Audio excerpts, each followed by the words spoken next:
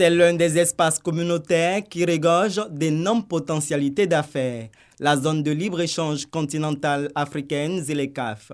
Les opportunités de ce vaste marché ratifié par plus de 40 pays ont été présentées aux femmes engagées dans le commerce frontalier au cours d'une journée de sensibilisation et d'information. Nous, en tant que ministère de la Femme, de la Famille et de l'Enfant, nous ne pouvons que soutenir cette initiative de la ZLECAf qui a pour objectif de permettre aux femmes de mieux vendre leurs produits et surtout de tirer profit de leur commerce. Il s'agit pour les initiateurs d'intensifier les échanges commerciaux intra-africains et renforcer les positions africaines sur le marché mondial. La sensibilisation de la femme fait partie de nos actions prioritaires dans le sens où la promotion et la participation des femmes et des jeunes, c'est un axe de la stratégie de mise en œuvre de la ZLECAf. Donc, ce qui explique pourquoi nous avons entretenir les femmes sur les opportunités et les défis de la ZLECAf et comment est-ce qu'elles peuvent vraiment en tirer parti. Pour le ministère du Commerce et de l'Industrie,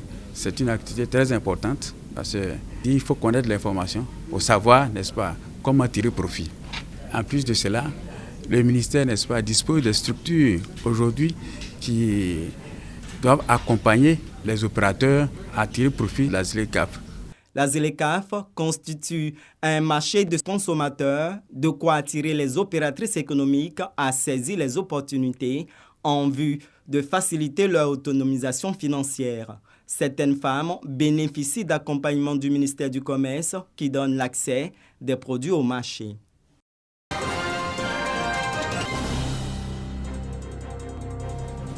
« 30 agents de l'agence de gestion des routes AGEROUTE se sont particulièrement illustrés dans leur parcours professionnel. Ces femmes et hommes ont été décorés par le ministre de l'Équipement et de l'Entretien routier, Amédée Kofi-Kwaku, et la ministre en charge de la Cohésion nationale, Bellemonde Dogo. La médaille du travail de Vermeil, attribuée à l'une après 30 années de service, et la médaille du travail d'argent décernée à chacun des 29 autres agents comptabilisant 20 ans de service. C'est un sentiment de fierté, de reconnaissance aussi vis-à-vis de mes supérieurs hiérarchiques qui ont cru en ma personne et qui ont jugé utile, après tant d'années de travail, de me décerner cette médaille de Vermeil. Cette reconnaissance de cette entreprise, vraiment, je suis très en joie.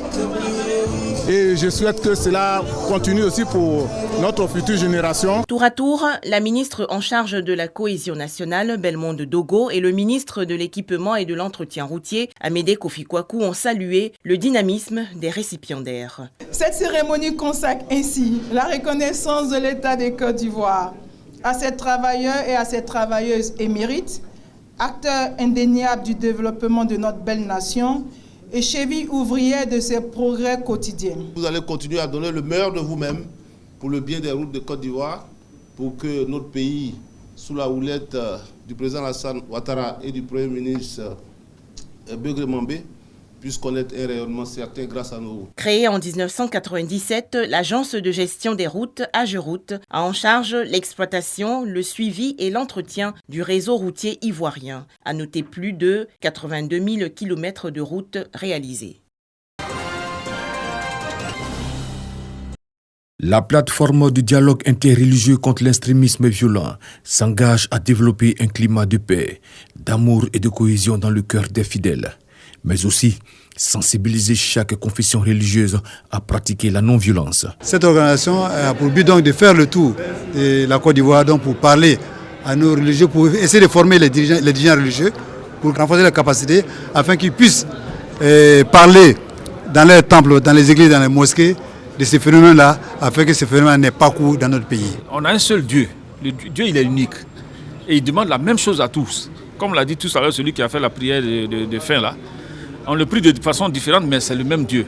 Reconnaissant les droits fondamentaux à tous les citoyens, des partenaires ont accordé leur soutien à l'initiative à travers des subventions pour les besoins des populations. À travers ce fonds, le NDI fournit une subvention à des organisations locales du monde entier qui contribuent à la promotion et à la défense des droits humains des communautés persécutées pour leur religion, croyance ou non-croyance. Créée le 6 février de l'année 2020, grâce à l'appui de son partenaire autour des réflexions sur la non-violence, la plateforme du dialogue interreligieux contre l'extrémisme violent a réalisé 116 sessions de dialogue et 60 initiatives de dialogue entre les différentes confessions et ethnies.